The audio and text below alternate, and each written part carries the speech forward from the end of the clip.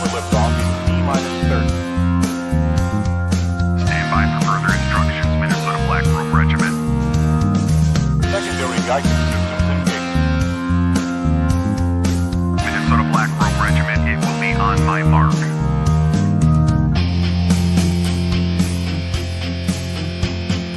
All systems are a go. All systems are a go. Minnesota Black Robe Regiment, you are over the target. You are authorized to fire at will.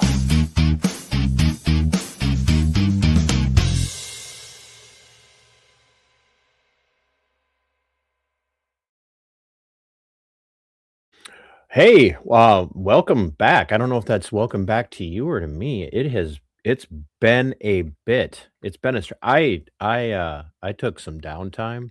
I I don't know if there are like degrees of black pill um like you see in like martial arts. Like black belt, third degree black belt, fourth degree black belt. But man, I think, and I'm probably still somewhere right around a third degree black pill. I'm, I do not recognize my country at all, and maybe that might be my fault. Maybe I lived in such a bubble for so long that I just thought that, hey, this is the U.S. and we're wonderful and everything's perfect and nothing could possibly ever go wrong ever again. And and the world loves us, and our leaders would never do anything to hurt us. And you would think that the black pill would have like really hit me hard in 2020 into 2021, especially through the things that I went through in my fight for my former career. And now I'm freezing. I even got good connection. See, this is what happens when you don't take um, when you don't do this for a month and a half. You get rusty. But so, yeah, I'm back. And for those of you that don't know me, I'm TC. This is MBRR Media. Like I said, we rebranded a while ago. It's still a Minnesota Black Robe Regiment. You can still find me there, still doing my thing. But MBRR Media, because I do so much more than just the show.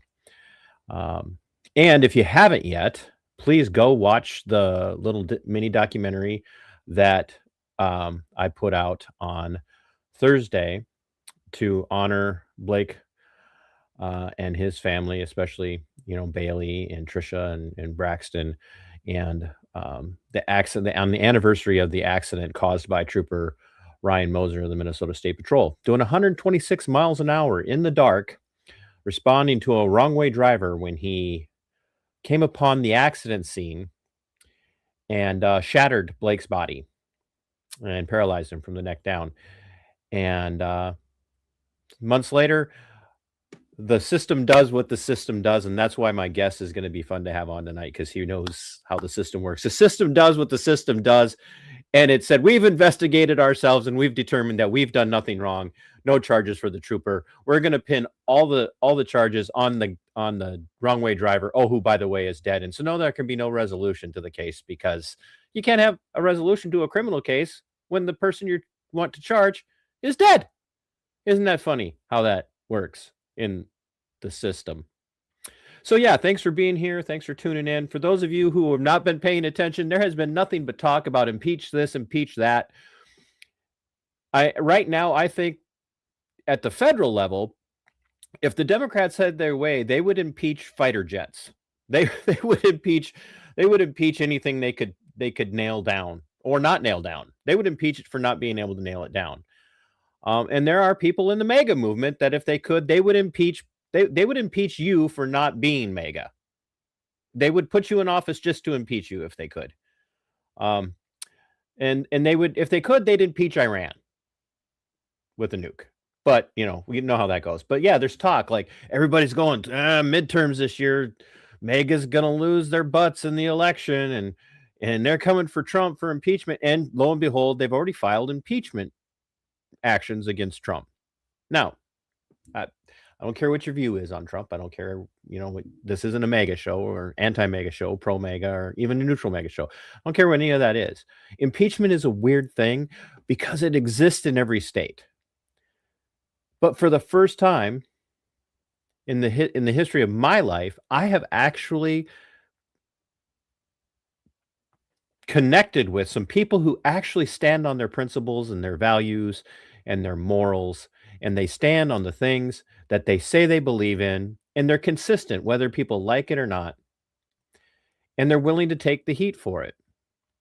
And so the Liberty Caucus of the Minnesota GOP, the only people in the GOP that I still respect in the state of Minnesota, have filed impeachment actions against Walz and Keith Ellison. Now, this is my show, and I'm making Mike wait and listen to me while we do this. This isn't on Mike, and I can't even. We're gonna have Mike remind me when we met. It's been a while. I mean, it's been in the last 6 years, obviously, but I can't remember exactly. I know we were at an event, I think, when we met face to face the first time, maybe not.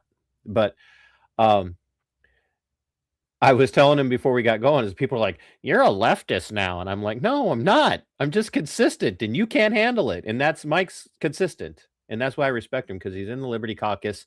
He's doing what he can, and he's moving to impeach with some others. And I'll have him name off his cadre to impeach Keith Ellison and Tim Walz. And my question for anybody is why did it take this long? Why could we not impeach him when he bought the Bix building? That's what I want to know. When he bought the Bix refrigerator building to house all the bodies of all the people. Does anybody remember that? Mike, do you remember that off screen? You remember? Yeah, he goes, yeah. You remember that surplus that we had? Does everybody remember? Why couldn't we impeach him when he lost our surplus? I want to, and once again, to all of my channel members, thank you so much for being so patient and not canceling your memberships while I took some time off.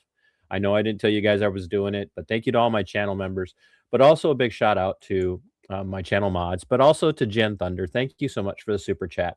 I haven't had a super chat in a long time either because I haven't been around. So you guys, you all make my day.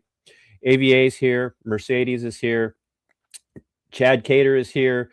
There's some others here. And so you guys are going to enjoy this conversation. Because I'm going to add him in now. Here we go. I told him I'm not going to call him congressman. So, and then he said, "Don't call me politician either." So he's not. He's a statesman. He's a true statesman. Mike, gosh, when did we meet?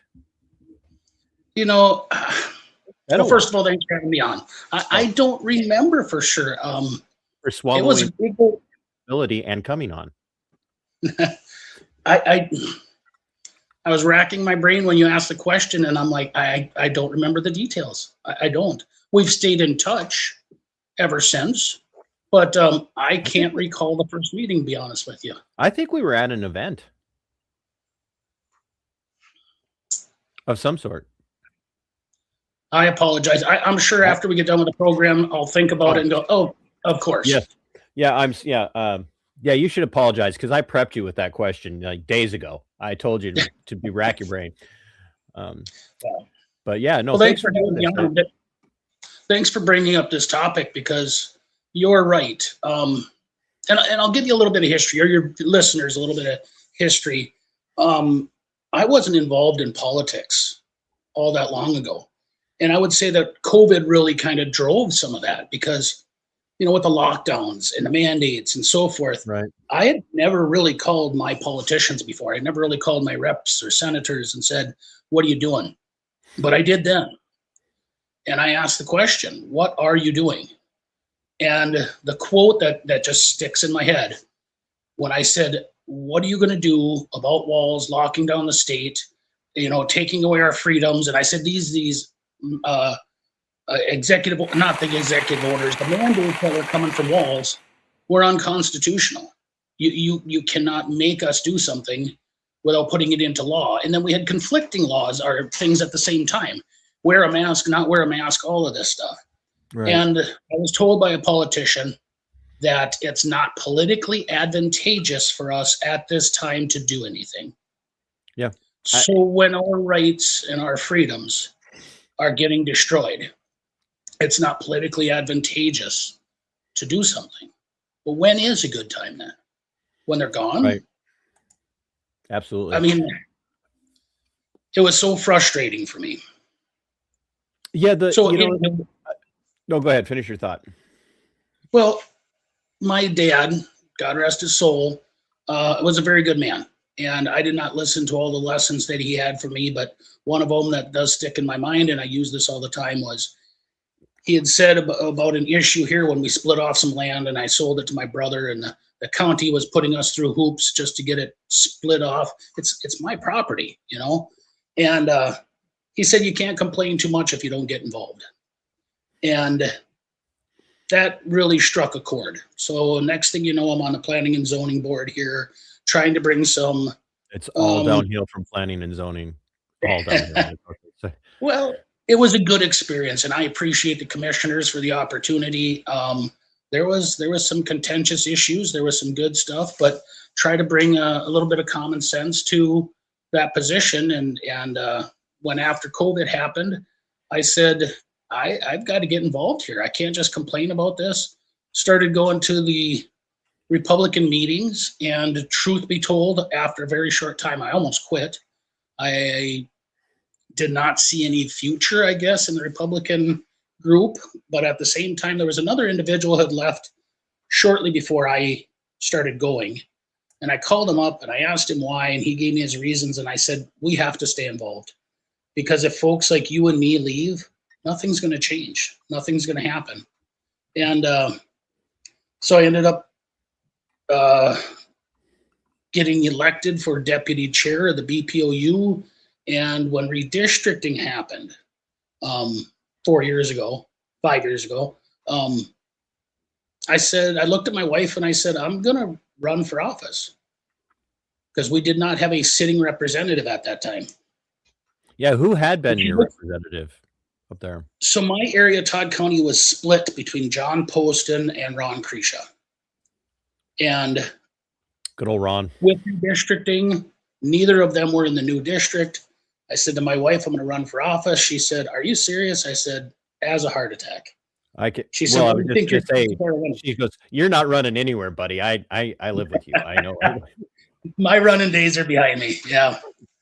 But she goes, what do you think your chances of winning are? And I said, not a hope in heck, but I'm going to run and I'm going to learn the system and I'm going to figure this out, because I just wanted to be a delegate at that time. I saw the power in being a delegate, and we get to pick the person on the ballot versus just putting a check mark by that name come November. So I saw the power in that. And lo and behold, got put through, had to run the gauntlet with the party, so to speak. I was not the preordained candidate. I was not the chosen one. So yeah, you went through quite the fight, actually. Yeah, I would say so. I had basically all the cards were stacked against me, and I got the endorsement. Had to go to primary, won the primary, and was really excluded from the party for the most part. So in some ways, that was a very good lesson for me. I don't look at it with animosity, but sometimes the hardest lessons or the best lessons in life are the ones that are the hardest. And it really showed me a lot about certain aspects of the party, the good and the bad. And if we're going to make this better, what are we going to change? So if I hadn't gone through that, I wouldn't really understand some of the intricacies and some of the underhanded stuff that goes on within the party. But this is politics. Yeah, for people who don't know, when we hear, people, especially the MAGA movement and Trump, when they talk about the deep state and neocons and in the Republican Party and how, MAGA is now the Republicans, but the Republican Party isn't necessarily MAGA and all of that. Minnesota is a microcosm of the large, when it comes to politics, especially within the GOP in Minnesota, is a microcosm of the larger problem that is the countrywide GOP. It just is. It's every problem that you could possibly imagine the GOP having at the federal level, the Minnesota GOP has at the state level. And if you aren't willing to toe the line, they will do everything they can to get you either nowhere near a political office per se, or nowhere near the party. And we've seen that played out now in multiple counties where the GOP has dissolved BPOUs and declared, which BPOU is it that Brent Sample? Um, You mean Busman? oh yeah, Busman. Yeah, Busman. That they literally tried to, they shut that whole BPOU down, tried to invalidate it, and there's been court fight on over it now, and so Well, I think that's a different BPOU. Brett Busman is in my area. He's in Todd County, but he was elected CD7 chair yeah, CD, and has there it been is. taken out of that position. But here's the thing in Minnesota, and this is kind of the dynamics and human nature of politics, or human nature combined with politics. We are in the minority. So automatically there's tension there because nobody likes to lose, right? But Minnesota GOP does. in politics, though, this is a very competitive environment. There's a lot of power, there's a lot of prestige that goes with this for some people, and to lose what limited power they have, and this comes back to human nature. It's not anything that hasn't been dealt with in history before. They're willing to do just about everything to maintain their power. Their power, yeah. Well, I don't necessarily see it that way. I think there's a personal power and there's a position power. If you have to get by on position power, then you've never had personal power. So to me, that's a hard thing to understand. I just don't understand why you would fight tooth and nail just for a position. I don't get it. Well, because some people, and how do I want to say this? Some people can't find power in a personal sense, and so they, I have no power, on a personal level. I have no power. I have no power to position, and no desire to have positional power either. But there are people who spend their whole lives craving power. They want power. And if they can't get it in a personal way, if they can't muster up some sort of quality or attribute that gets them that personal power, then they'll seek it through positioning. And it's a horrible trait to have, to crave power that way, in one form or another. The craving of power is terrible. Well, I'm sure you've heard this said. Those who desire power should never be given it, and those who do not desire power should be the first to be handed it. And that's, I think, politics, I hate to say it, attracts a lot of people like that. And you just happen to be an outsider in that regard. And, in all of in our varied interactions throughout social media and whatnot, I've respected that about you, and that you have remained very liberty focused, and joined what has become a legitimate caucus within the GOP in Minnesota. You've joined the Liberty Caucus of the Minnesota GOP, and you guys have found yourselves on the outside of the outside. Like, you are literally the outsiders of the outside party, in Minnesota. And as hard as the GOP has to fight to win elections, to even have, you guys have the House in Minnesota split evenly. Was it 76 and 76 or something like that? 67, 67. One correction of the Freedom Caucus, not the Liberty Caucus. Okay, Freedom Caucus. I'm sorry. Just for clarification. We wouldn't want to confuse you with Liberty. That's way. The Freedom Caucus. But you guys are liberty oriented. That's the constitutionally minded, liberty oriented, natural rights focused, traditional constitutionalist type folks. Right. So in the Freedom Caucus, you guys are literally the minority of the minority as a movement within the GOP in Minnesota, in the sense of the numbers that you have. There are lots of people who support you. Not enough, if you ask me, but there are lots of people that support you. But the GOP in Minnesota is in the minority in the sense of the number of victories that it can chalk up, notch on the wall, or etch into its gun belt, if you will. And oftentimes the people standing in the way of the Freedom Caucus, standing in the way of liberty within Minnesota, are fellow Republicans. they just look at you and they, I won't mention any particular names of one right now, but when he ran for office the first time, oh, I'm going up there and I'm fighting for liberty and I'm fighting for freedom. And he gets in office and like within 2 months, he's already, I learned some things. And the GOP here, you got to play ball. And boy, has he played ball. And I know you know who I'm talking about.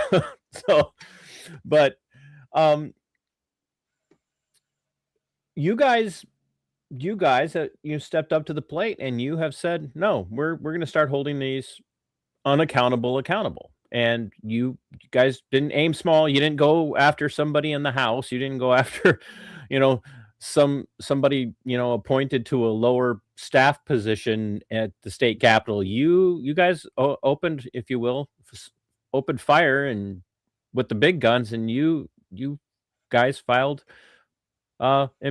articles of impeachment, not just against Governor Walz of the People's State of Marxisota, but you went after the chief prosecutor of the People's State of Marxisota, and you're going after Keith Ellison as well. What made you guys decide now's the time instead of, and why, and what subject, what violations are you looking at to bring this impeachment forward, as opposed to all of the COVID fraud that went on? What now? Why now, and what's it about? Sure. Well, truth be told, I had started the articles of impeachment against Walz, or started drafting them before I even became part of the Freedom Caucus, or before that was even formed here in Minnesota. Because, well, here's the story. Sundays to me is a very spiritual day. It's a day of rest. It's a day of spiritual reading. We dedicate it to God, right? And I like doing my different reading of the day. I also try to maintain as little politics as possible. But on that certain day, I was reading something and I thought, well, I wonder what the Minnesota Constitution says about X. And I started reading through the Constitution and I came across articles of impeachment. And I thought, boy, this just kind of set me back, because I thought I had never read into this, or if I had before, I kind of skimmed through it. And I thought, we have $9 billion worth of fraud. We have the theft of the taxpayers' money. We have this breakdown, because we should be able to trust that our elected officials are doing the best for the citizens, the taxpayers, but we don't have it in this situation. So when I started reading through that, I thought, I'm going to start drafting the articles of impeachment. And the next day, Rep. Ben Davis gave me a call, and he said, hey, Mike, what do you think about the articles of impeachment? And I said, Ben, we're on the same page. Funny you'd ask. Yeah. So I started working on that, and that was in November already, and got them drafted. Had to work with the House research, nonpartisan research. Got it back finally. And it was shortly after that, I think, or right about that same time, is when got tapped for the Freedom Caucus. So the ball had already been rolling with the Walz impeachment before I even knew that, I was going to be part of, or even been asked to be part of the Freedom Caucus. I was willing to, if nothing else, be the only one that was going to put this forward. But once I started putting it out there, there was a number of people who said, we want to be part of this. So there is a core group in the caucus that said, we want Walz to be held accountable. And then there's another group that doesn't want that to happen. But I think in politics, sometimes it's justified, sometimes it's not, to have a different point of view. And what we're doing, I think, in Minnesota, or what a lot of politicians look at, is we're a purple state, is what they look at it. So in order to not ruffle feathers, in order to win somehow, we have to be a kind of Democrat-like, a half a step behind the Democrats. And then we're going to get the independents and moderates to vote for us. And therefore, we can win this state. And that's the only way we're going to make change. But I tell you what, I don't look at that mindset and think that's correct. I believe that the reason Trump actually won is because he was an outsider, and he said, we've seen enough of this. Politics as usual. I like that So you the emphasized was an outsider, by the way. I like that you. yeah. He's, Mike is going to assault me verbally after the show. He goes, "Stop that." But the truth is, I mean, I think a lot of the moderates, the independents, they wanted Trump to do perp walks. When you listen to Tim Pool, Joe Rogan, who were Democrats, kind of considered themselves more independent, they were sick and tired of politics as usual. And when Trump came forward and said, we're not going to be doing the same thing, those people shifted.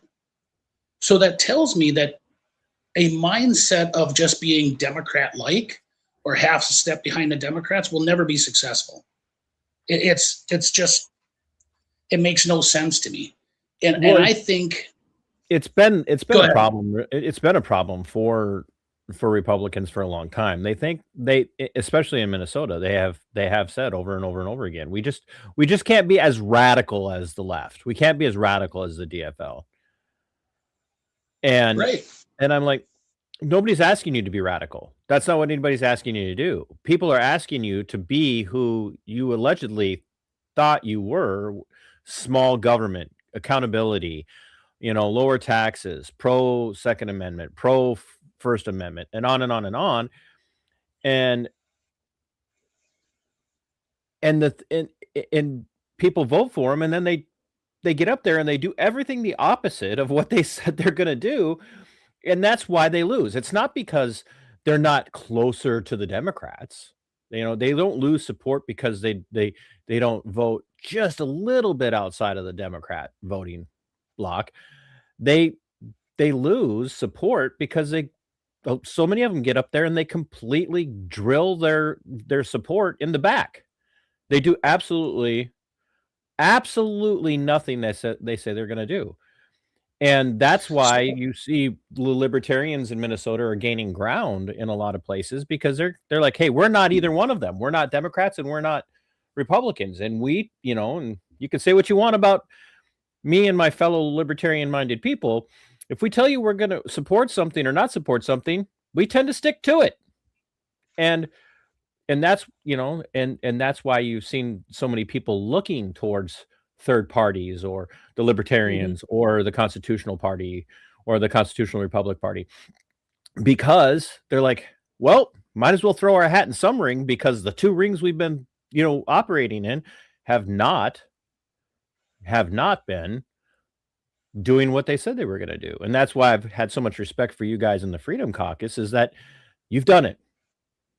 You have at least put your foot forward and said, we're going to stick to what we said we believe. So you're probably, you do a lot of reading. You're very political about things. You're familiar with William F. Buckley. He was the writer for National Review. He had a talk show back. Yeah, I know Buckley. I'm more of a Buchananite, if you were going to compare me to somebody of that era. But well, I was going to use this to what you were saying just recently, though, just before. The Buckley Rule. Now, Buckley heavily influenced Rush Limbaugh. Okay, and that's the first time I heard of this. The Buckley Rule was, you find the right most leaning candidate that's viable, and you elect them. You support them. And then the explanation of it was what instinctively happens, even in a right-leaning candidate, is that when they're in position of power, when they're in office, they tend to moderate. So this is something that's been pointed out for a long time. Therefore, if we have candidates in the state of Minnesota who are moderate already and then get elected, they're going to moderate even more and become more to the left. So therefore, we become the Republican Party becomes more and more Democrat-like as time moves forward here. And I'm saying, what we need to do is go back to our fundamental principles and read some. I mean, we have so many sources of such great minds that we have access to. Margaret Thatcher, granted, I don't like everything Margaret Thatcher did, but the Iron Lady, as she was called, her influence was her grandmother and the Victorian era. She said, we need to go back to those fundamental principles that worked. Instead of going more and more progressive, more and more to the left, it's not working. So I do see this in politics. There's an ebb and flow. We end up following a pattern, a human flaw, I guess. The Overton window, the shifting of the Overton window. Sure. Yeah. Yeah. Well, but at the same time, I think too that what a lot of people who are, small n or small l libertarian minded types, they love the philosophical perspective of the natural rights, the Lockean philosophy, the Rutherfordian philosophy, and of what has become libertarian thought in the United States. They're very tentative to support what they see as a push to get the Overton window to swing way to the right as well. They're not looking for moderation. They don't want to be centrists, sitting in the middle on the fence. What they want is a hardcore commitment to constitutionalism. They want a hardcore commitment to natural rights. And what they see on both sides, even at the state level, is a failure of, how do I want to say this? The failure of people who say they believe in freedom and liberty for all on the left, wanting to demand that you do everything that they want done. Think back to COVID. And so they look to the right, to the Republicans who say, "Oh, we'll never force any of that on you." And then you turn around and they watch, and now you see, people who support Trump talking about arresting journalists for talking about planes being shot down. Trump and now this new, movement where he wants to label dissident voices, people who don't agree with everything that he wants done, he wants them labeled as domestic terrorists. And so you got people who are sitting there going, wait a minute, I don't want anything to do with the hard left, and I don't want anything to do with the hard right. I want common sense. And that, I think, is what attracted Rogan and guys like Tim Pool oftentimes to that mega movement. And there are those of us who are watching who they're like, we love what the Freedom Caucus is doing. Just don't take it too far. Don't turn around with your Freedom Caucus. And I'm not saying you guys would, but don't turn your Freedom Caucus into a move to punish your enemy for just being different than you.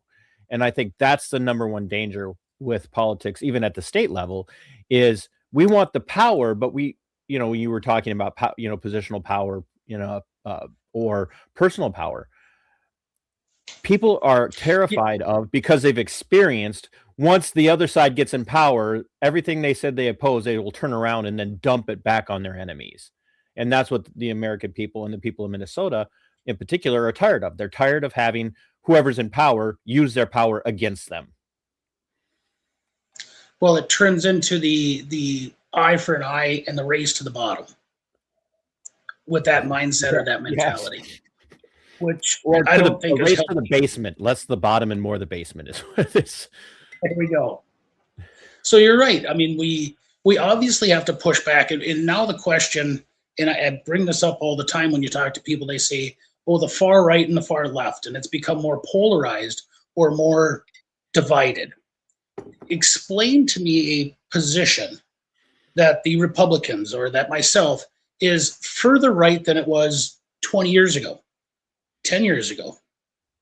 I don't know that many people can even point something like that out, but I can show you points of the Democrat Party that has changed in the last 20 years, 10 years. I would say that the left has become far more left, and the right, I don't know that there is a far right. Now, when you're talking about retribution, they're marginalized. The far right within the Republican Party is far more marginalized by the Republican Party than the far left is marginalized by the Democrats. I will absolutely cede that point, that the far left of the Democrat Party tends to be the power base, and they can't get to the left fast enough. The problem is that it's the people in the Republican Party who think that they're centrist that are moderating or actually mitigating what could be far right extremism are actually not centrist. They're the original progressive left of the Republican Party. And when you look at the history of the Republican Party going back to Lincoln, the Republican Party was a progressive left party at its foundation. It's like nobody's like, that's not true. No, if you read this inception of the Republican Party and its history, it was a progressive left party. It just moved further to the right because the Democratic Socialists overtook the Democrat Party shortly after the Republican Party was founded. So you're absolutely right that the left does control the Dems hardcore. So I always use this example when I talk about it. When I was growing up, my representative, or this area, was a Democrat area. My representative, I went to school with her son. We're still friends, and they were a Democrat, and we were red in a sea of blue at that time. And now this is a red area, and he's blue. But you can't. You are discredited. You cannot be friends with anybody that is not in your party. That's just done. You can't. You have lost all credibility. You have to be enemies with everyone who doesn't vote just like you. You must know that by now. I still will consider him a friend. I always will. But point being, at that time, my representative, although they were Democrat, was a pro-life, pro-Second Amendment representative. And as a Democrat, I've looked up those pieces of legislation that rep put forward, and I agree with many of those things. So I say, okay, the Democrat Party is not even the party of pro-life anymore. They're especially not the party of the Second Amendment. So who has changed here? Let's look at immigration as another prime example. Under Obama, under Clinton, under Biden, it was, well, not under Biden. We were a nation of immigrants, but we're a nation of laws, is what Obama said. And he was considered the deporter in chief. And now the Democrat Party says, nope, everyone here is welcome. So they have made such drastic transitions to the further extreme position. And I would contend that when we talk about polarization, it is heavy on the left and minimal on the right. I can understand your perspective on that from where I have. Well, we've gotten far afield, so I'll try and rein it back in. I knew this was going to happen. That's what happens when I take almost 2 months off. Like so many things stuck in my brain, they just need to all come out at once. I would argue that there is a movement with on what is considered right-leaning politics within the GOP right now. There is a movement to punish thine enemy. There is absolutely a movement to punish thy enemy, and I think that's a very dangerous precedence for us to kind of close our eyes and whistle past the political graveyard, if you will. And you see that in how people are you look at that event in 2021 that took place on a 6th day of a particular month, and the outrage, rightly so, that was felt by many people as they went after these dissident voices. And we now know that most of that was a setup by the power structure. And they rightly screamed and hollered about how much of an abuse of authority that was. But a lot of those same people are now demanding that the same thing be done to the dissident left, that they be rounded up. And then you look to the left, and like the No Kings movement.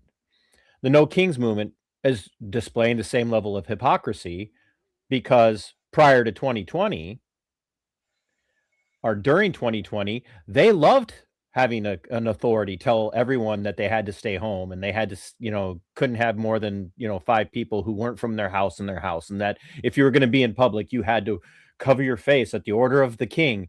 So to be fair, there is a fair amount, even among the general population of the people who would consider themselves MAGA or Trump Republicans, who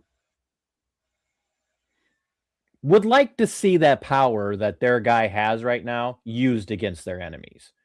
I don't see the guys in the people in the Freedom Caucus that way, which is why I wanted to talk to you about this impeachment movement, because I think it's literally the impeachment of Walz and the impeachment of Ellison is consistency. It is not revenge, it's consistency. Because you've long said that if you're a politician, regardless of who you are, you need to be held accountable. And that's one of the things, and I'll bring up, and how's he say his last name? Engine, the DUI. Engen, Elliot Engen. Yeah, Elliot. I have not seen a single Republican defend him from the party structure. I have not seen a single one. And I have seen people call for his passenger that day to be held accountable for being under the influence and being in possession of his licensed firearm, his permit to carry. And so that is consistency. What the public wants is that consistency across the board, and I think that's what the Freedom Caucus is fighting for. And I think that's why so many people have come out in support of what you guys are doing. As you looked at the fraud that was clearly happening in Minnesota, and it's been happening under Republicans and Democrats. Let's make no mistakes. And I know you'll admit this. This was happening under the watchful eye of Republicans. Republicans knew this was happening. Democrats knew this was happening. White House administrations, Democrat and Republican, have known that this was happening for a very long time. James O'Keefe exposed this over 10 years ago, and no one did anything until Nick Shirley miraculously showed up and ran with the information that James O'Keefe initially pushed out 10 years ago. So now that you guys have grabbed this and are running with the football, which I think is great, what does the impeachment article read like? And how did you manage to bring it against Ellison and Walz? So according to our Constitution, there's malfeasance, nonfeasance, and corrupt conduct is what the issues are the articles of impeachment against Tim Walz. The articles for Keith Ellison are a little bit different. Those were drafted right after the church, and I forget the name of the church that was protesters had. Pardon? City Church.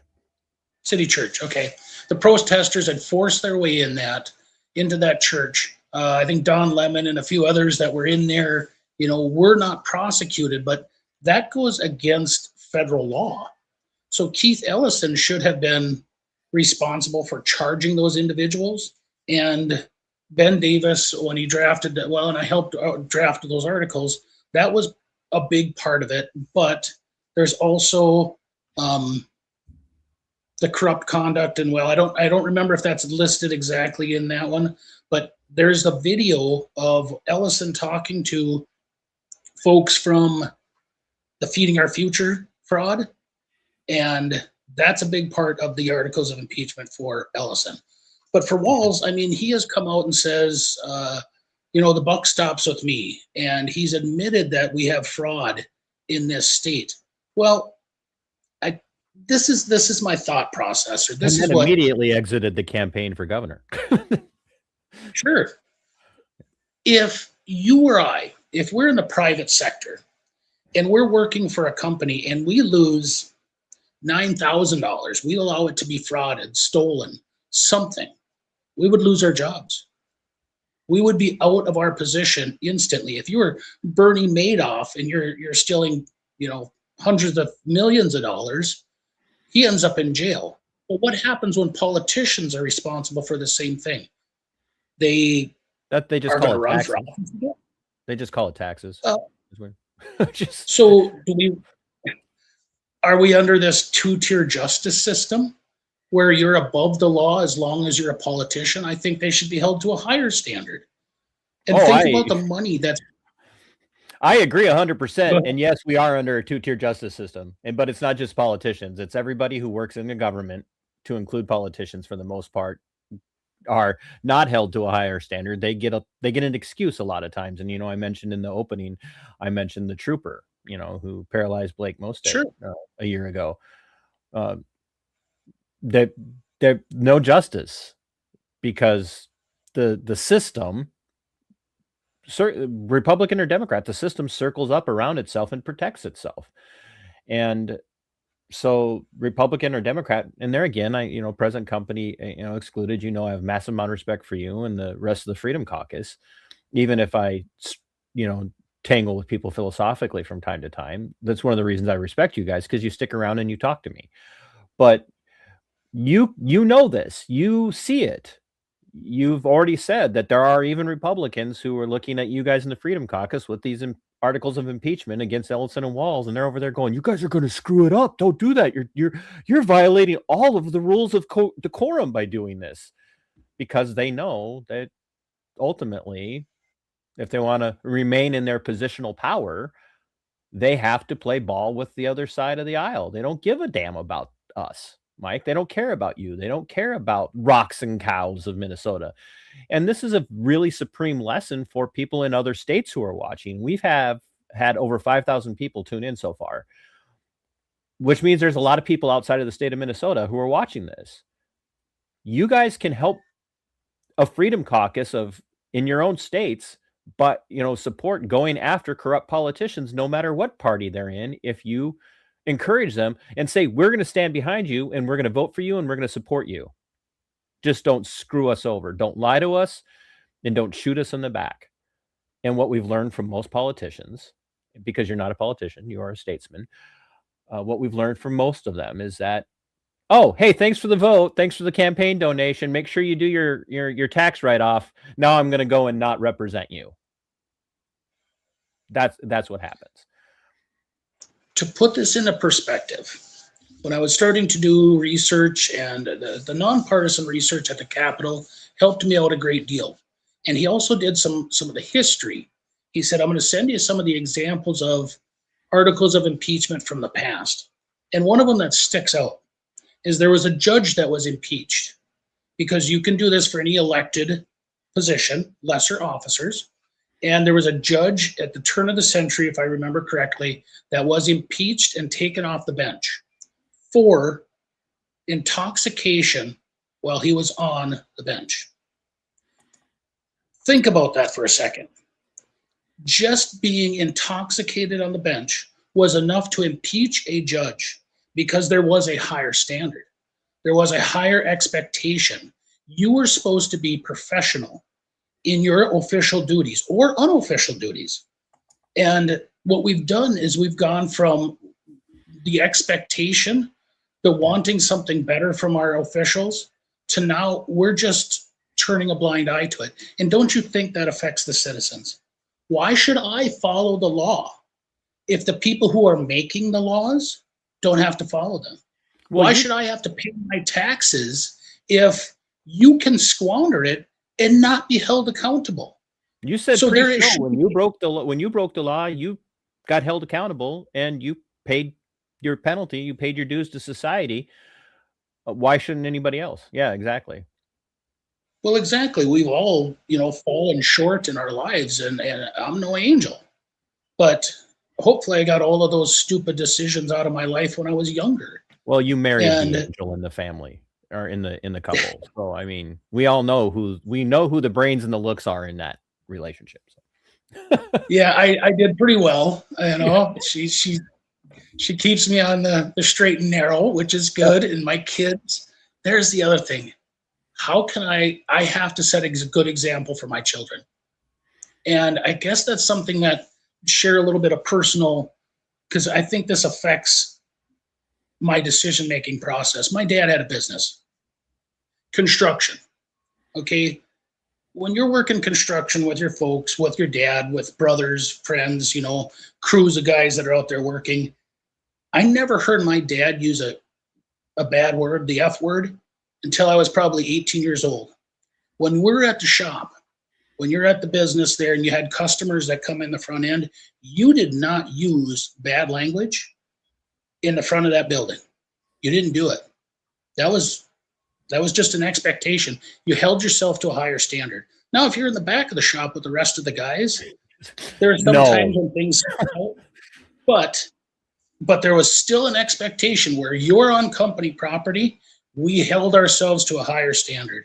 And I believe that's what we should be doing for our politicians. No, nobody's perfect. We all fall short. We are all flawed we're all flawed creatures. But at the same time, to make those decisions in a simple thing like drinking, I don't need to have alcohol to have a good meal. I don't need to have alcohol because those things can cloud your judgment. And I expect that if somebody is going to go drinking, do it at home. Do it in the privacy of your own home. Or we have Uber. We have all of these tools nowadays. Don't do it. Simply don't do it. Hold yourself to a higher standard. And now we have Waymo because of driving violence. Yes, I've heard that term, by the way. So there again, let's look at these articles of impeachment. Let's bring that back. Yeah. When you're the governor of this state, and all you're going to do, and I was asked this question many times by different news articles, news sources, saying, well, Walz is already going to step down. He's not going to run for re-election. Why go after him? And I said, so let's look at this from a different scenario. If I started a nonprofit and I fundraised $1 million, and at the end of the year, all of a sudden the numbers come out that $1 million had been squandered, that had been wasted, and not a single person had been helped with that nonprofit. Should I be held accountable? Should I be responsible? Well, of course I should. Right. And people would expect that. No, I said, well, I'm not running the nonprofit anymore. It's not my fault. We're just going to close it down. You still stole from people. Right. Under false pretenses, you took their money. You did not do what you were supposed to do. Would I be held accountable? You're absolutely right, I would. So then why wouldn't we do it for politicians? You know, here's what I think, and this is not a critique of what you guys are doing with the impeachment. Like everybody across the country is outraged by the fraud in Minnesota.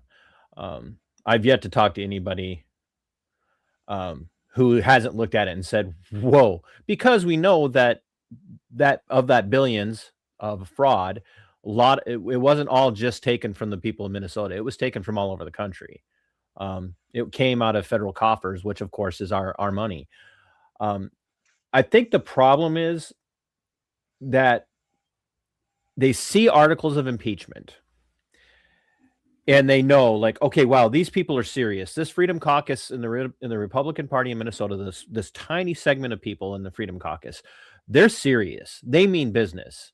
We want to see the head muckety mucks held accountable. The problem is, and you are already running into it, you're the minority, even in your own party.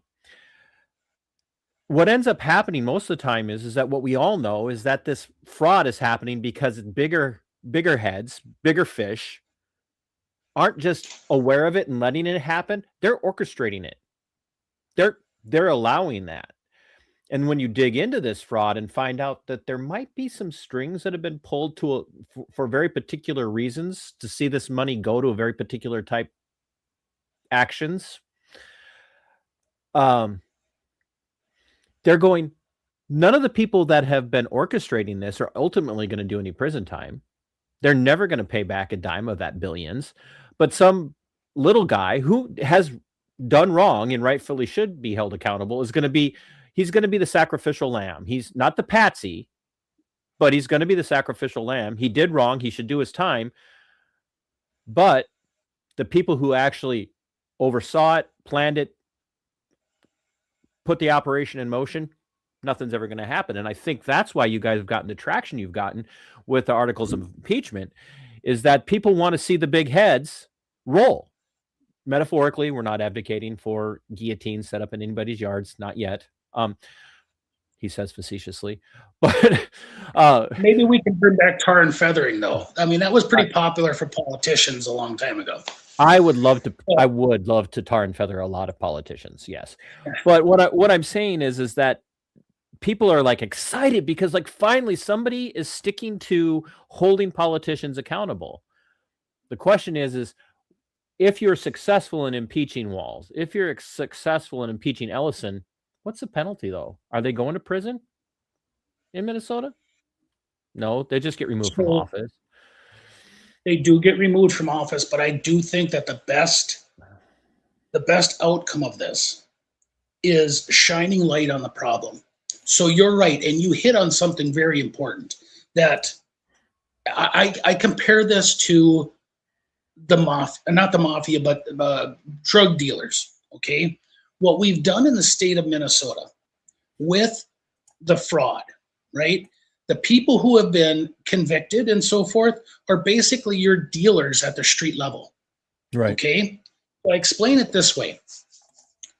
Feeding our future, the money from that comes from the federal government, comes from the USDA. Its first stop is MD&E, Minnesota Department of Education. Minnesota Department of Education takes an administration fee of about 15%, give or take. And every program's a little bit different. It can vary. It will go through MD&E. It will probably go through another level of government bureaucracy who will take another 15%. And then it will go down to the Feeding Our Future fraud. So if and I know it's more than this, but for easy math, if $100 million came from the USDA, went to MD&E, they took 15%. That's $15 million that they took for administration. If it goes through another government level, they're going to take another $15 million. Well, it'll be a little less than that. But for easy math, let's just say another $15 million. And then the peddlers down at the street level are the ones that got busted.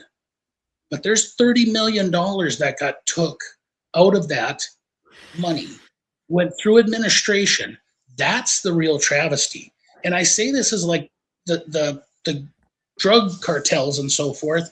We took dealers off the street when we prosecute these people, but the multiple levels of distribution between there and El Chapo, El Walzo, never got touched. Did you say El Walzo? El Walzo, sure. I usually refer to him as Comrade Walz, but when you use it in that comparison, I've been calling him Commissar Walz since 2020. That's another topic for another conversation. But you see the money that's going into government, and that's not being held accountable. This is the biggest thing for me, is educating people and saying, look, when you can't pay your bills, when your property taxes are going through the roof, when your health insurance is high, all of this stuff, there's a cause and effect to everything that happens. But when government grows, when it frauds the taxpayers in those various levels that I just explained, and we're only prosecuting the people down at the lower level, that's the issue. Right. And I think that's what's got people so excited, Mike, is that they're like, okay, finally somebody's doing something. Wonderful. Impeach Ellison, impeach Walz, get an impeachment trial in the House. You guys, you have to get support from the Senate as well, correct? Yes, it goes through the House first. We have to have a positive vote, and there's different procedural things that we can do, but I'll explain that in a little bit. Go ahead and finish your point. But I'm going to keep harping on this because I know you understand, but I want the audience to hear this. Look, we hear you. We want, this is a step. This is nothing but a step. And I don't mean that in a downplaying what you guys are doing way. I'm not selling that short at all. When I saw your guys' video stand, well, you saw it because you immediately texted me. Oh, you want to talk about this? Finally, I got Mike's attention. Now he'll come on the show. I've only been trying. The reality is that, like, yeah, people are stoked, but they want to know that if you can get this through the House, if you can get this into the Senate, and I know that we have an ally, and I say this because we have a mutual friend in Senator Wiesenberg. I know he'll carry water on this. We don't want there just to be enough of a conviction in impeachment that they get removed from office. We want there to be, okay, now after this, you know, and like my good friend Kahanu from Veterans Affairs Media, he's one of my channel mods. He said, what about holding LEOs accountable when they do things that would get the rest of us arrested and charged? That's the exact same question. Great, impeach them, get them out of office, but that's not enough. We don't want them just removed from their job. We don't want them just removed from office. We want them after that, once they've got that cloak of protection removed for being an employee or an elected official, elected servants, I say, we want them to know that the criminal justice system is coming for their rear end. I almost said something else. I'm trying not to curse with you on my show. You made me feel bad. We want them in prison, and we don't care what party they're in. We don't care how they vote. We don't care if they have an R behind their name, a D behind their name. We don't care if they're, you know, pro-abortion or anti-abortion. We want, if you do something illegal, we want you out of office and we want you charged. Period. Because that's exactly what would happen to the rest of us. And that's the consistency in the system is not there. When you watch over and over and over again, whether it's law enforcement officers that do something on the job, then, oh, they lose their job. Well, isn't that bad enough? No, they broke the damn law. Now charge them. Well, but they've already been punished. No, they haven't. Losing your job's not punishment when you broke the law. That's not punishment. That's a consequence. Now we want you punished. We want some sort of retribution. And that's what I think people are excited to see, that you guys are going after them. But are you going to carry this through and do your level best to not only see them removed from office under an impeachment conviction, but then are we going to find a single law enforcement officer in the state of Minnesota who's willing to bring charges against them? That's the problem, because you'll be hard pressed to find a Republican outside of the Freedom Caucus that would support charging. That, well, they've already done our job. It's not in our hands anymore. Sorry, I went on I haven't been on a TC rant in a long time, so. No, I understand, and I've mentioned it before. I've said it again and again. There should be a justifiable anger on what's going on in this state, and there should be an accountability. Now, the articles of impeachment are the start. I understand that. I understand the process here is very difficult to make it through, especially with the dynamics in the House, because we're tied. We have to get some Democrats to say, yep, we're in favor of this. Now, there's different maneuvers, there's different procedural things that we can do in order to get this to the floor, at least to have the discussion or some discussion on the floor. But does it end there? No, it doesn't. This is our opportunity, and I'll say this because public pressure is important. And people don't understand how much politicians are swayed by public pressure. So when the articles of impeachment were first drafted, when I first discussed them with individuals in the party, I was told, no, we're not going to go down that road. We're not in support of this. And I thought, they're terrified it's going to happen to them. That's what it is, Mike. Let's be honest. Those people that are telling you in your own party that are saying, nope, we're not going down this road.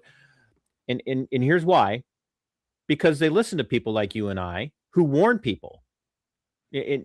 Whether it be people in your own party who are out there advocating for journalists being silenced now under Trump, who were pissed off when journalists were silenced under Biden.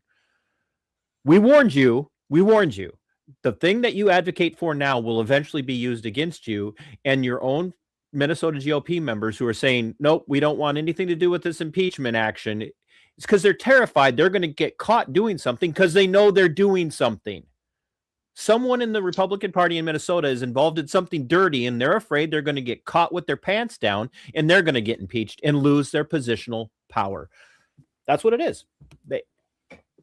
So is our government set up as a representative republic? I mean, the voice of the people, and it says it on the floor of the House. I love sitting in the back row of the chamber because I get to sit back and I will lean back in my chair and just look at the words above our head, above the rostrum. It says the voice of the people is the voice of God. Now, there's some conflict with that statement, but what it means is when the people have their voices heard, that it is powerful. It has strength.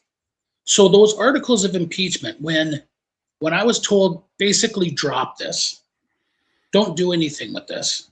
It's not going to go anywhere. We're not going to support it. But what happened? The news media picked it up. A few articles first, and it built up a little bit of steam. And next thing you know, people are saying, "Hey, Mike, can we sign up on these articles?" Sure. Yeah. And more and hey, more. Look, this is more popular than we thought it was going to be. Exactly. Yeah. And I was talking to people across the state and saying, you know what? When you get the opportunity, put the word out there. And eventually people are going to start saying, hey, this is a good idea. And more and more and more people are saying, we want Walz impeached. So then what happens, the cause and effect of that is politicians start feeling the pressure. And Absolutely. They go, oh, this is more powerful. This is more, it resonates more with the voters than we thought. We have to get on board with this. So in a way, it's almost like, you know, I've got a few critters out on the pasture. I like raising my own beef. I like knowing where my steaks are coming from. When I'm going to move my cows from one pasture to the other, I can try to herd them. And I've done this. I've told my boys, bring them from this pen to that pen. And they'll get out there and they'll try to chase them. Doesn't work. Got to lead them. I can go out there with a bucket of grain and I can lead them to the other pasture with no problem. They'll follow. Our politicians kind of are the same. We have to lead them. And the people's voice. You're not referring to the vast majority of politicians as nothing more than herd animals that follow food, are you? Human nature can be considered, you know, animalistic, I guess. Yeah, you're 100% correct. I don't want to just detract from you, but I want to address something that somebody said here. This MRG, you guys are talking about fraud in Minnesota. What about the 2 murders? You two are well, first of all, you don't know me very well. And that I am not speaking on behalf of the Minnesota GOP Freedom Caucus right now, nor am I speaking on behalf of Mike. This is me speaking. If you're referring to the death of the 2 ICE protesters here in Minnesota this year, then you have not been paying attention to my content at all, because I have had plenty to say about the death of both of those individuals. I do not support how those situations were handled at all. This is not what this particular show is about. You want to, check out my writing on those topics or my content on those 2 topics, please feel free to do so. You will not find anywhere where I have not called out what I believe was malfeasance on the part of ICE agents those days, or Border Patrol, however you want to say it. We are specifically talking about a crime that has been perpetrated on not just the people of Minnesota, but on the people of the entire republic, because of the billions and billions of dollars that has been drained away from the wage slave tax cattle. All taxation is theft. The wage slave tax cattle of this republic, these United States of America, we have all been duped. We have all been ripped off. We have all been made victims of crime, not just by somebody who has the Leering Center, but by politicians in positions of power. Politicians in positions of power have been letting this go on, not just for 5 years, not just since Walz got into office, not just since COVID. This has been going on for decades in this state. And Mike at least is putting his money where his mouth is on a political level, and is risking retribution. He is risking retribution. I'll tell you that right now. What Mike and the Freedom Caucus are doing is very unpopular. And if you push too much, they will come after you. And Mike knows that, but he's still doing it. And that's why we're talking about this issue. Okay. When you talk about that retribution and knowing it's going to happen, it's happening already. And I'm not going to go into all the details, but I'll say this. As a candidate, I believe in the endorsement process. Is it perfect? No, it's not. Nothing is perfect. But I received my endorsement to run for Senate in this district. I'd made a commitment when I first ran for the House that I said, I also believe in term limits. I said, I only want to serve 2 terms in the House because I believe that when you have a deadline, when you have a goal, when you have a finality of something, you are going to push harder in order to achieve if there's a deadline. If it's just open-ended, we become complacent, right? So I said I was only going to serve 2 terms in the House. So I said, after, looking at the field here, I said, I'm going to run for Senate. And I threw my hat in the ring. Now I'm running against an incumbent, right? But I said I was going to abide by the endorsement.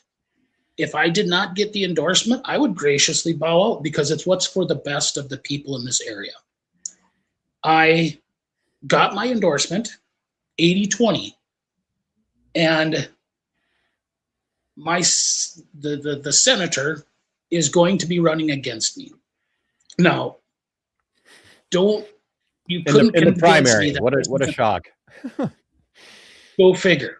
Exactly. When there is so much at risk here of winning the state for conservatives, because I believe because of these articles of impeachment, there are aspects of the party, actually I'm being told there is, that want me out. They would rather see us lose this state, some of them, than have me win that Senate race and get, these articles of impeachment through. That's the situation we live in. But this is politics. I understand it. The taxpayers and the citizens should understand this too. Absolute power corrupts absolutely. We are flawed humans. We're flawed human nature. Don't expect, unfortunately, our side to have a moral superiority. That was something I struggled with early on. It's unfortunate. I do believe we should hold our politicians to a higher standard, but you see this already. There's an attack system that's coming out against some of the members of the Freedom Caucus, and especially members like myself who are going to be primaried even after an 80-20 endorsement because they simply do not want us in the caucus.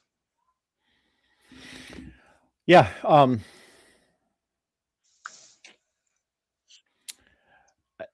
But let's go back to the articles of impeachment. Yeah, that I was just going to say that should tell you something. I mean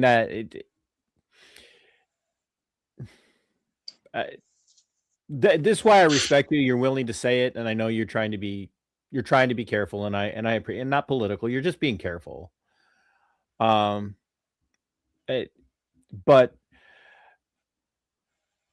you got your work cut out for you, Mike, and I respect you guys in the Freedom Caucus because your spine, your stick-to-itiveness is admirable.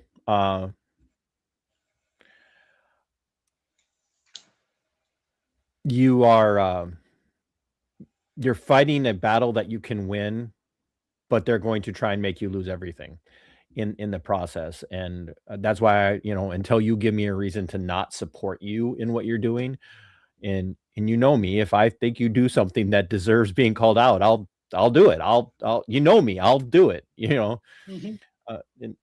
But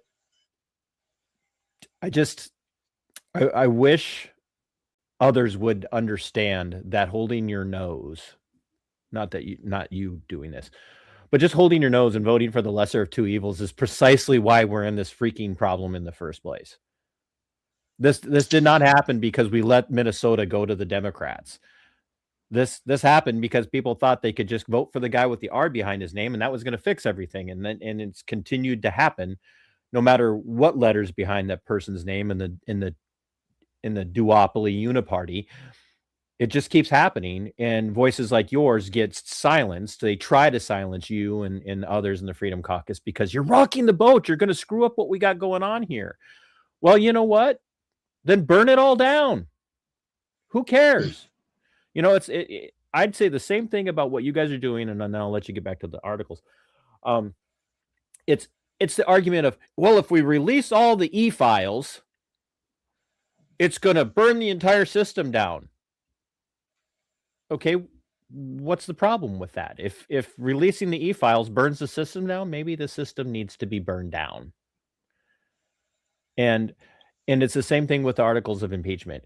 If the articles of impeachment cause the system in Minnesota to collapse, yay. That probably needs to collapse. Well, let's look at what the reason for government is.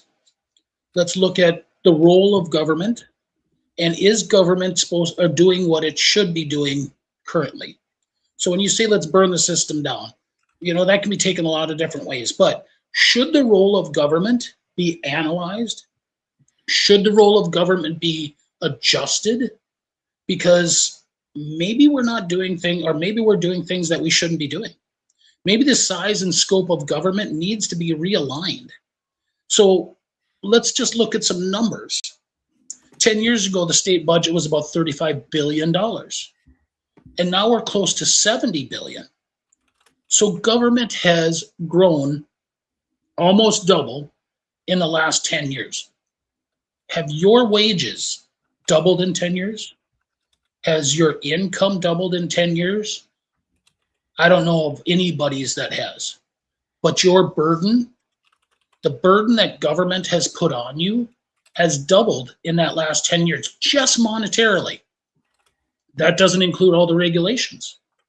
That doesn't include the other things in your life that government now controls.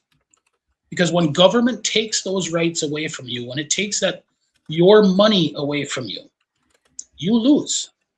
You lose your individuality, you lose your freedoms. Maybe it's time for us to look at that role of government again and say, this is not serving the purpose that it was meant to. This is not serving the people that it was meant to. Now, I'm not advocating for burning the system down. I'm saying we need to realign what our reasons in government are, because it has grown into something in this Leviathan that it was never meant to be. Let's go back to our founding principles. Let's go back to our fundamental principles. Called Leviathan. And Leviathan. There is so let's take.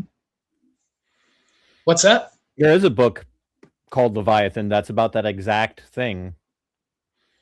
So very much that exact topic is about how out of hand the government gets, how out of hand the state gets. And just So this is the start. This to me is the beginning of the process. The impeachment of Walz, the accountability. And then we really have to start looking at, okay, not just jail time, but is this a role of government? And I'll say there's so many things that we're dealing with. Homelessness in the state of Minnesota. We have spent billions of dollars of homelessness. And I look at just the last 10 years, and we have basically not done anything. We actually have more people dealing with homelessness now than we have before. So what are we doing? What problems are we solving with government that should probably be solved on the personal and on the private level? Right. So well, there's absolutely nothing there's nothing government does well. I just, no offense there, Mr. Statesman, but like there's nothing that government does that can't be done better by the private sector. Nothing. I tend to agree with you there. Private law enforcement would be better than government-run law enforcement. Roads would be built better if they were privately owned. Education is done better when it's done privately.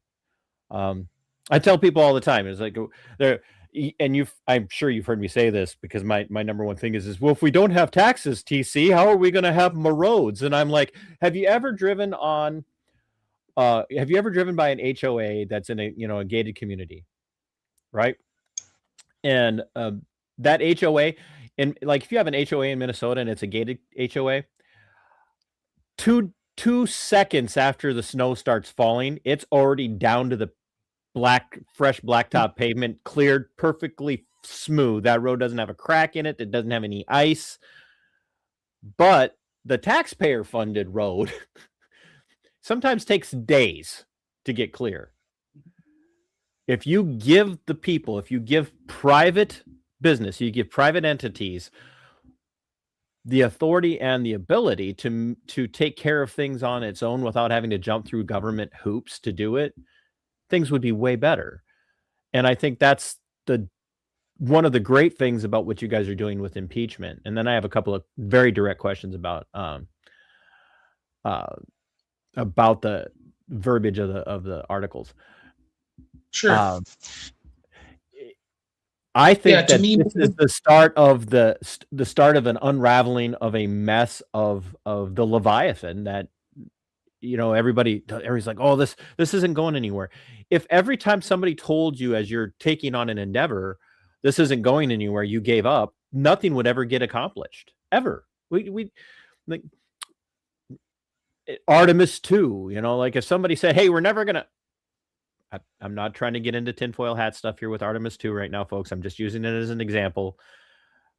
If we just gave up, where would we be?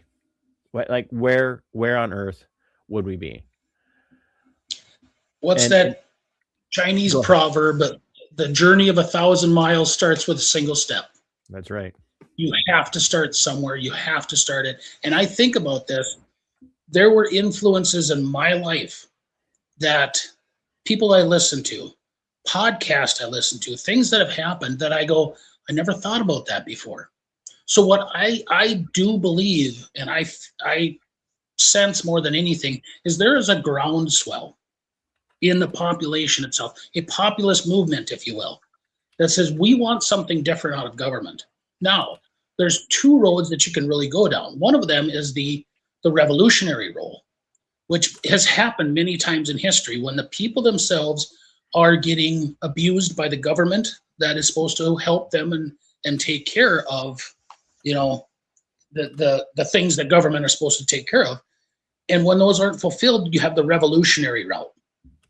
That revolutionary route can get very bloody. It can be very, very destructive. And it almost never ends up serving the purpose that it was intended to serve. Now, the other route is a little bit painful, but it is bloodless. And it means that we have to adjust what we're doing. We have to get back to those founding principles. And that's where I'm pushing for. We can adjust what we're doing if in our lives. You know, let's take this to a personal level for myself. I don't know if you know this or not, but I'm probably carrying a few more pounds than I have to. Now, I could go in and get surgery done, and it could be very painful. But at the same time, I need to start making some choices for myself that will change those things in my life. Okay? I had knee issues, couldn't get around as much, got that taken care of, or for the most part now. I've got to change some things in my life. Government is in the same role.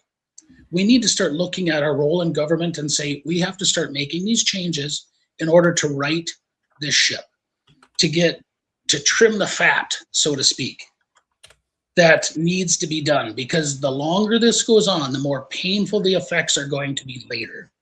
At some point in time, you have to make the adjustments. And we're there. And the people are saying, we want those adjustments made. We want accountability. We want the role of government so that it fits the people. Because if it doesn't, the other route is that revolution. There's been talk about civil war in our country, and it gets more and more, or louder and louder on a regular basis. I do not want to see a revolution in our country. I want to see that adjustment in our role of government and in the people's lives so that we can go, so I can give my kids a future without a revolution. I mean, that scares the heck out of me to think that we could end up with a Russian revolution, a Chinese revolution, the Maoist revolution. These things are awful. And history has showed us again and again and again that millions of people die. I don't want that in our country. I really don't. I think we can do better. I always say our best days are not behind us. They're in front of us. But it's up to us to make it happen. And I want to be part of those better days for my kids and their future. No, and that's why I think that this move, and it's probably surprising a lot of people. I think this move is actually a bright light, in actually has a lot more potential than I think a lot of people understand. The end game of this will absolutely, even, and I'm not saying this to destroy hope, but even if they don't let this out of the House, you guys have set a precedence. And I don't care if people are like, oh my gosh, what if this gets used against us? I don't care about that. Don't do something that's impeachable and you won't have to worry about it. Right? If you don't want to be impeached, don't do something that's impeachable. I hear that all the time from the hardcore back to blue crowd. Well, if you don't want to have a run-in with the cops, don't break the law. Well, okay, if you don't want to be impeached, Mr. Politician or whatever, don't do something that's impeachable. So that's why I see this as a very bright light. I think it's a step towards seeing the unaccountable class held accountable. And that to me is huge. I want you to give me just not a long explanation, but a very brief synopsis of what the actual main thrust of the top two reasons what you're using as a causative for the impeachment. You mean how it's written in the articles themselves, or? Well, no, because my audience will fall asleep if you try to read it the way. Give it to me in rocks and cows. I think once again, and we've kind of hit on it before, it's accountability. Well, no, but what particular are you trying to hold them accountable for? Do you see what I'm saying? Not what you're aiming for, but what the actual crime, the impeachable crimes are. Well, corrupt conduct is listed, okay, and that means malfeasance, nonfeasance, but also dereliction of duty. And corrupt conduct is kind of interesting because it's not defined in our Constitution. So I had to look that up, and it goes back to common law, which is, there again, you got to go into the history to figure out what that means. And most of I didn't understand, that definition at first either. But corrupt conduct is when something is going on in this situation and you turn a blind eye to it and you allow it to continue to happen, which is exactly what has happened under this administration. So the thrust is they knew this was happening and did nothing to stop it. Correct. And you have demonstrable. We have whistleblowers that have came forth. Some of them have testified in the fraud committee. Some of them have testified at the federal level. But here's the other thing. We've had some of those, and maybe you've seen some of the hearings and so forth at the federal level. But why wasn't it done at the state level first? I mean, this is the process that we have in place by our Constitution. Why wouldn't we try to hold our own accountable? And if that is unsuccessful, then go to the federal level. This seems to have taken a different route. And that's why I think it's so imperative for us to take this step, because we're in charge, where we are representing the people in our state. We're elected to do a job. If I don't drop the articles of impeachment on the governor, if I do not present them and try to take the steps, then I am also not doing my job. There it is. That's what I was looking for. That's what I made that way more powerful. I could have just asked. I just wanted to hear you say it. Like, yeah. And that's what I was talking about. And I know knew that's what I was talking about, is that this is happening under Republicans and Democrats. And that's the thing that I want so many of my, Republican friends, like I got a lot of Republican friends. Like, folks, this is what I want you to hear. When I say this is happening under the watchful gaze of Republicans and Democrats, It's because it's happening under the watchful gaze of Republicans and Democrats. And it's about damn time that a Republican stood up and said, I don't want to be that person.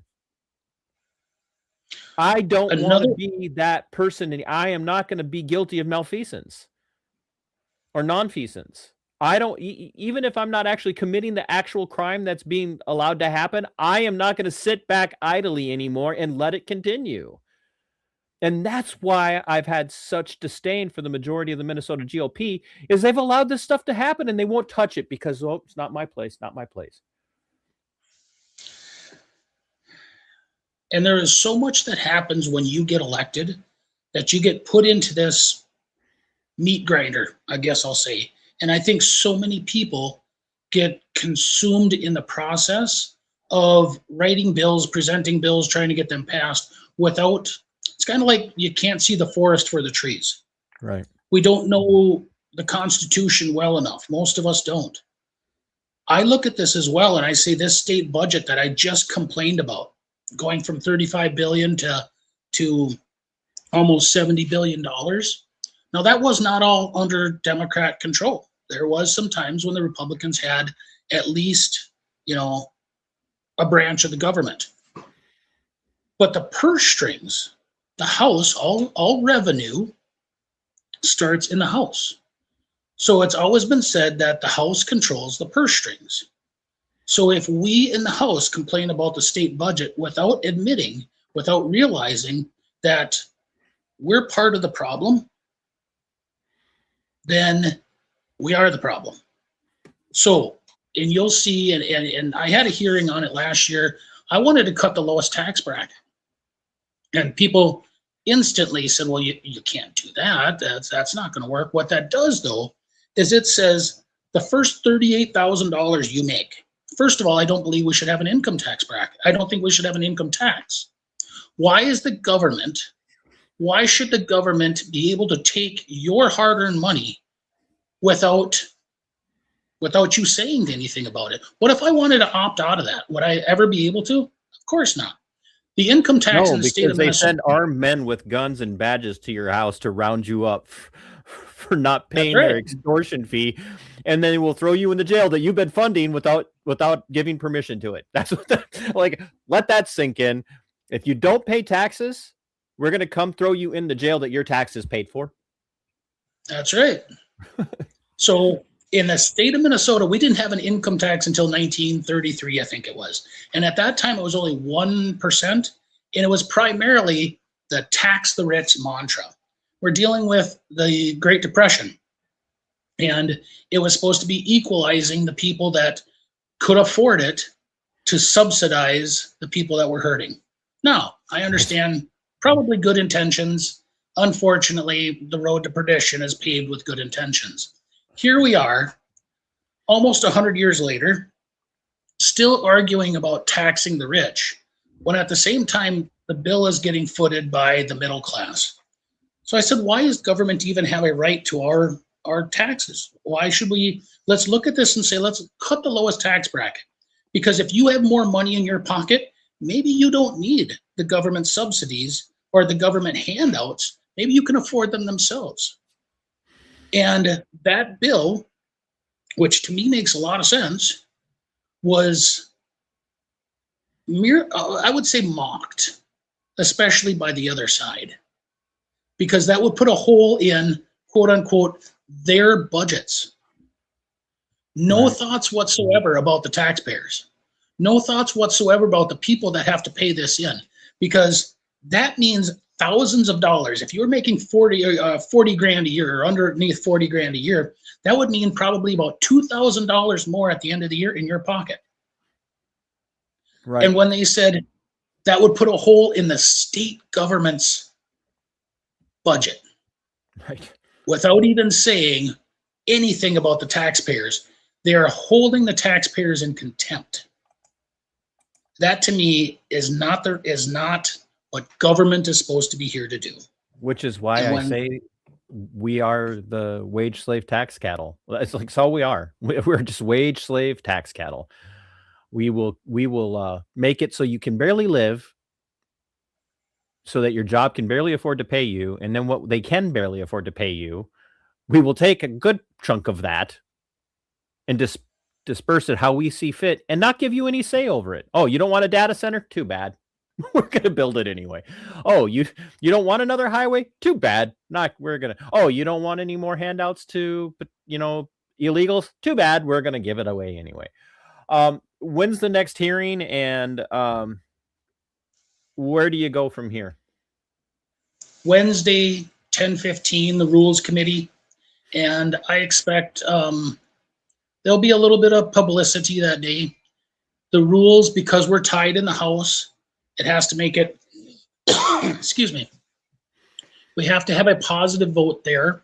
If we get a positive vote, which I'm hoping we do, we will refer it to the Fraud Committee. And in the Fraud Committee, we can probably, we'll gain a lot more support. We can delve into more of the fraud, make more of the situation public. I'm not sure how many people have even paid attention to the Fraud Committee and what they've done. I watch that quite a bit, but at the same time, it's not in the public eye. Right. Excuse me. No. So you've been talking. You've been talking about as long as a politician. That hurts. Kind of hurts my feelings. But the You don't more have any publicity, feelings. but if the more publicity we can get, the more we put this in the public eye, the more exposure we can have, so that the citizens themselves are saying, this is what we want. We talked about that public pressure before.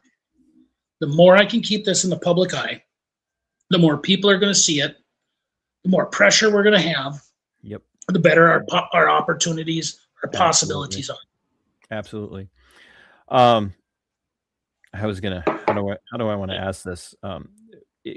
If you were going to leave this as a closing message right now to the people that are watching, and I don't want to put any pressure on you or anything, but you have been tuned into to the tune of 16,000 people this morning or into this afternoon. So 16,000 people have at least heard portions of our conversation. That means people are noticing and they're paying attention. So for those who maybe come back and watch this on replay, and then I'll let you get back to your beautiful wife and your Saturday afternoon and rounding up cattle. What would your closing message be, and where can people find you, and what can they do to help with this? And I'm not kicking you out, but I've drug you through the mud enough, and you probably will never get reelected to anything after appearing on my show. So just my apologies ahead of time to your family for the embarrassment.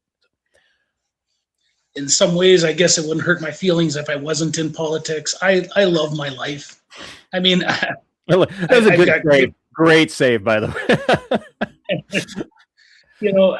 Before I got into this, I never imagined I would have ever done this. Was not my goal. I've got great kids. I've got a little business here. If I wasn't in politics, my life was pretty good. If I'm not in politics, maybe I'd get a little bit more hunting and fishing in again. But when it comes to articles of impeachment, I would say this. If you have never reached out to your House of Representative member in the state of Minnesota, if you've never reached out to your senator, send them a message. Send them a message to their official website. Excuse me. You can go on minnesotalegislature.com. You can email every one of the members and tell them to support the articles of impeachment. Tell them how you feel about this. Because like I said, public pressure makes a difference. Let them know that you want accountability. And enough people start raising up their voices and putting pressure on this. You can, not just your own rep or your own senator, send it to every single one. Send it to the Democrats and let them know that you want accountability. Right. That's how we make this work. This is how we build support. And then who knows where this will go?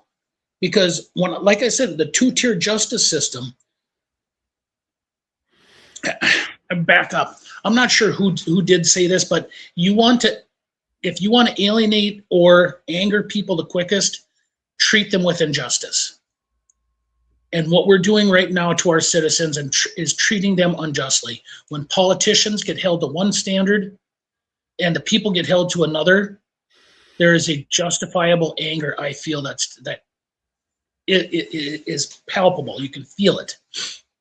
So reach out to your House member, reach out to your senator, tell them that you want accountability.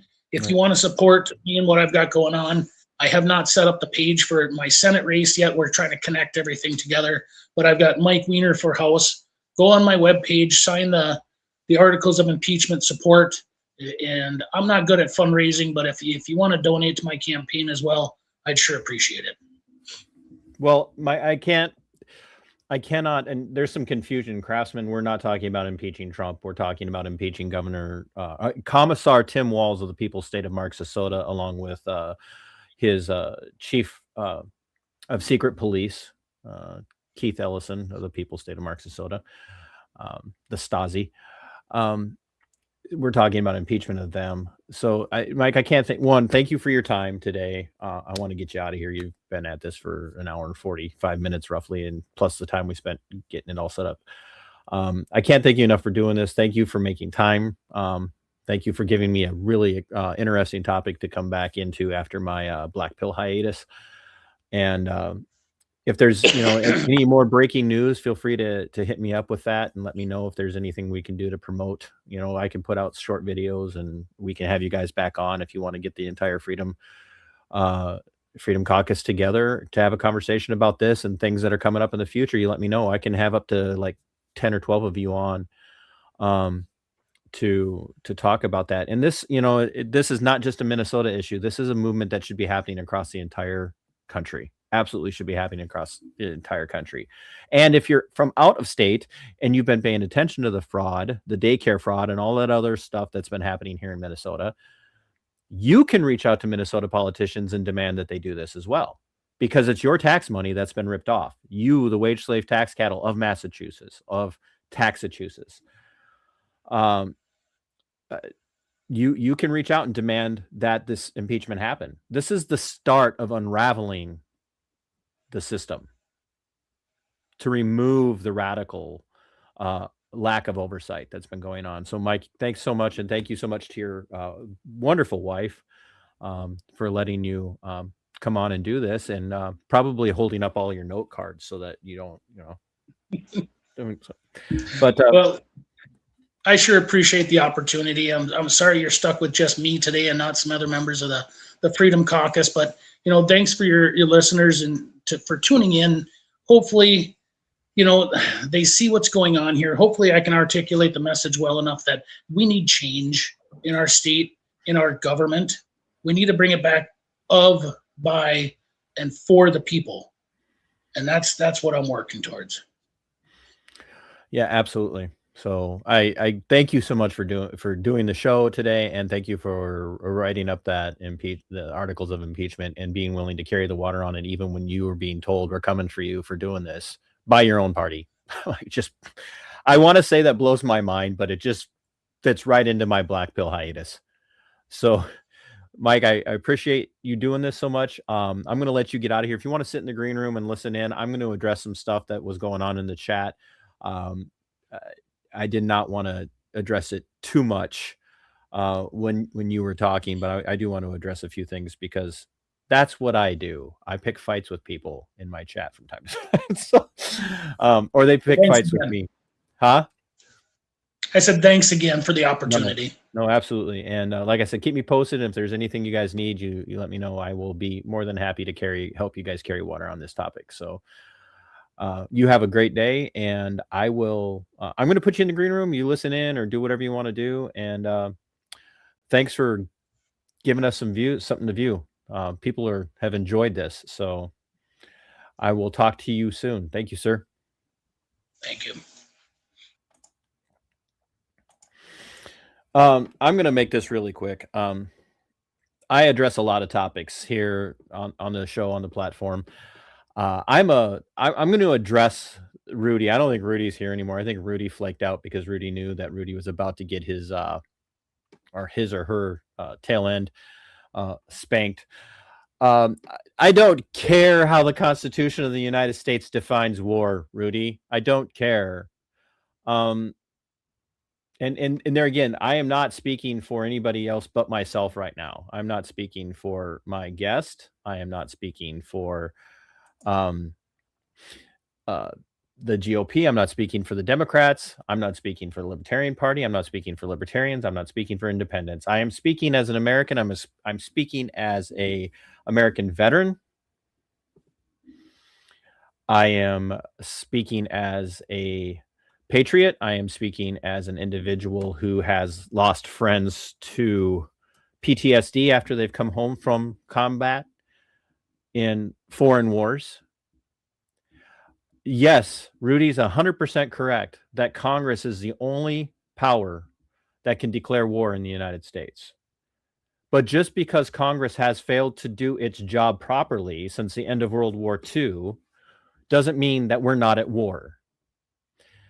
When you destroy another country, when you seek to remove another country's regime or leadership in a regime change, when you threaten to destroy an entire civilization, that is war.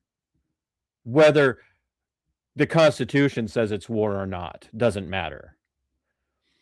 And when the United States started this conflict in 1953 under Operation Ajax in conjunction with Great Britain, in conjunction with geopolitical Zionist Israel, that is war. The United States started this war in 1953 under Operation Ajax when it caused a military coup, funded a military coup, overthrew a democratically elected, very popular, populist president, prime minister, however you want to say it, in Iran, Mossadegh, and replaced him with the Shah, put the Shah back in power in 1953. And why did the United States start this war in 1953? Because the president of Iran at that time had decided that the oil in Iran belonged to Iran. The president of Iran said, this is our oil, and we are no longer going to let Great Britain or anybody else come in here and take it and give us pennies on the dollar. We will drill our own oil. We will pump our own oil, and we will sell it to you at a price that we see fit. And the United States couldn't have that. Great Britain wouldn't allow it, and Israel didn't want it either. Because up until 1953, Iran was the United States' greatest ally in the Middle East. But we screwed that up by funding a military coup in Iran in 1953. Because the president of Iran wanted to keep his oil for his people. And then Mossad stepped in at the behest of the Shah and trained the Shah the Savak, the secret police for the Shah, trained them and worked alongside them as the Shah of Iran, kidnapped, raped, deleted from this world, and disappeared thousands upon thousands upon thousands of Iranian people under the watchful eye and the support of the United States of America and geopolitical Zionist Israel. And when the people had finally had enough, they rose up and they deposed the Shah, removed him from power, and took back their country. And it became known as blowback. The United States CIA, which had been operating out of Iran, its foreign hub had been in Iran up until then. People don't understand this. The United States Central Intelligence Agency's largest center of operations, its headquarters basically, had been in Tehran, Iran. Because we were working with Iran. They were our closest ally until all of this took place. even closer to us than geopolitical Zionist Israel. But we wanted their oil, and we weren't about to allow some upstart who thought he had the right to dictate control of the oil of his country for his people. We destroyed Iran in 1953. We started the ball of destruction rolling in 1953. We, not all Americans, but the United States power brokers, Republicans and Democrats, the military-industrial complex in 1953, working in conjunction with big oil in Great Britain and the United States, and in conjunction with geopolitical Zionist Israel, destroyed Iran because they had the audacity to want to control their own country and their own oil. So we destroyed their freedom. And we're the ones who set up the revolution. The CIA had to coin the phrase blowback. When you hear this, when you hear military industrial complex talk about blowback, when you hear the American regime talk about blowback, it was coined because of what we did in 1953 to the people of Iran. And then at the end of 1953, we ramped up the pressure. And then when Iran in 1979 had said enough and they went in, they took over the embassy, then we got mad and said, oh, they hate us. They're trying to kill us. They're trying to destroy us.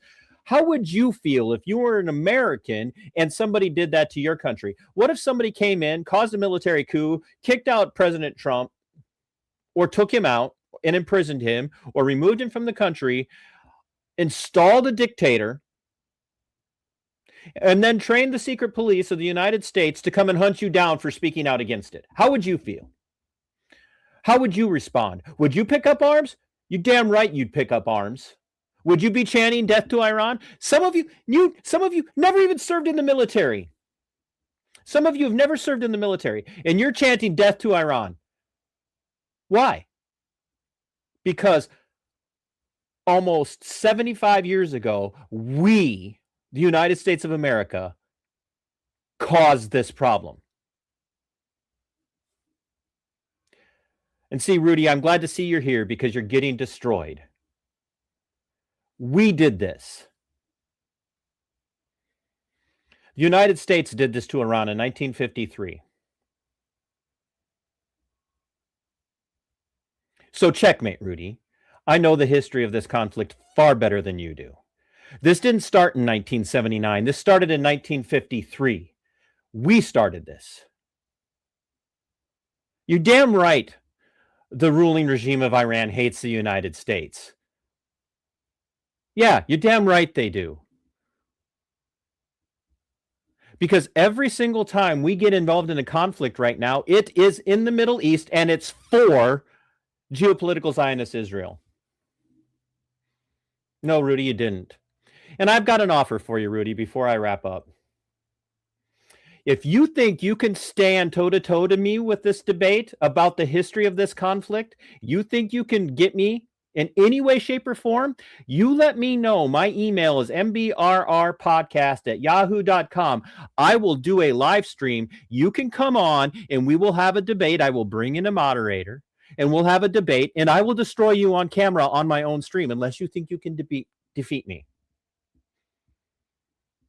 You want to come and embarrass me on my own stream? Do it live. Do it live on stream. Rudy, do it live on stream. But you can't.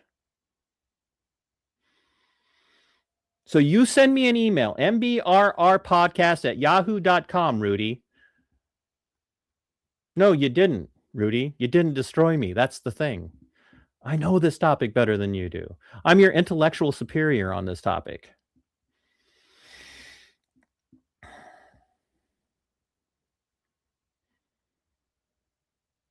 If you guys haven't subscribed, please subscribe to the channel. If you like the content and you're watching this on playback, hit that super thank you. Give me a super chat if you want to support the channel. Hey, thank you. I've been called far worse by far better people. So, but Rudy, you go ahead, send me an email because you won't come back. and you won't debate me. You won't debate me. You won't, because you know I got more facts on this than you do. So thanks for giving me a launching point to talk about the truth about who attacked who first. The United States and Great Britain attacked Iran in 1953. So, I know all about Q, by the way. I don't follow Q. Q is a psyop conducted by the deep state. So, but anyway, yeah. So if you haven't, and if you want to support the channel and you want to do so, become a member. Hit that membership button. I'm not see, that's the thing. When you speak truth, you're not a liberal for not towing the geopolitical warmongering military industrial complex line of we have to be at war at all times. We haven't been at peace since the end of World War II.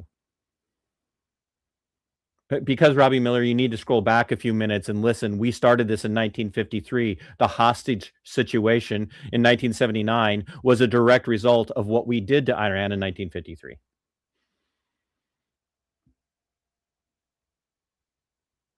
We have not been at peace since the end of World War II. We have been in a constant state of expansionism across the globe since the end of World War II.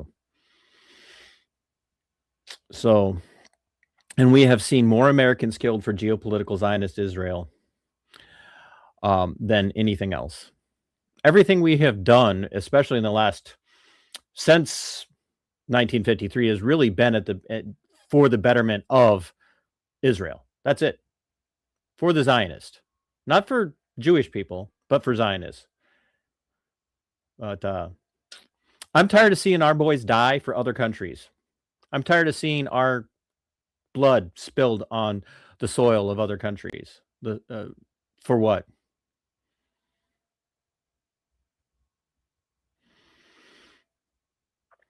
Geopolitical Zionist Israel bombed a Jewish enclave in Iran on purpose, destroyed their synagogue. They've targeted Christian churches in Iran. They've targeted Christians in Palestine.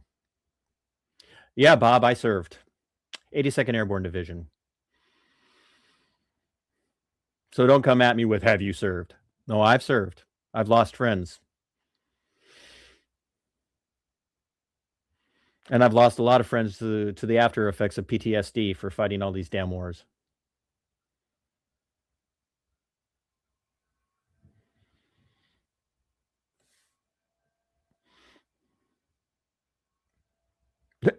Now I'm a Nazi. Oh, I'm gonna wrap it up here because the amount of low info people that think they know this topic. So if you haven't yet, please subscribe. If you want to become a channel member, please do. It's all very much appreciated. Hit that, share, hit that hype button. This is a great topic. Please pay attention to the impeachment process here in Minnesota as these guys go after Walz and Attorney General Ellison. The amount of damage that these hard left progressive commie Marxists in Minnesota have done is only going to get worse, and it's going to stretch out into your state if you don't do something about it now. But at the same time, do not under any circumstances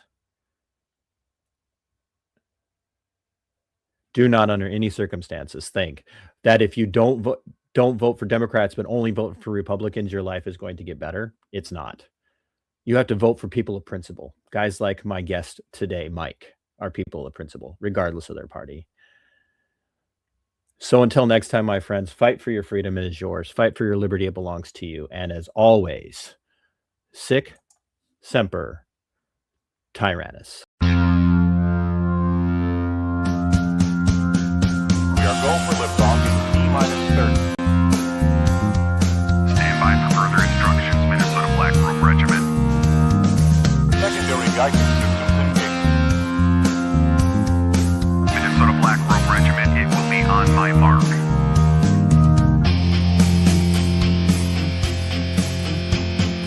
As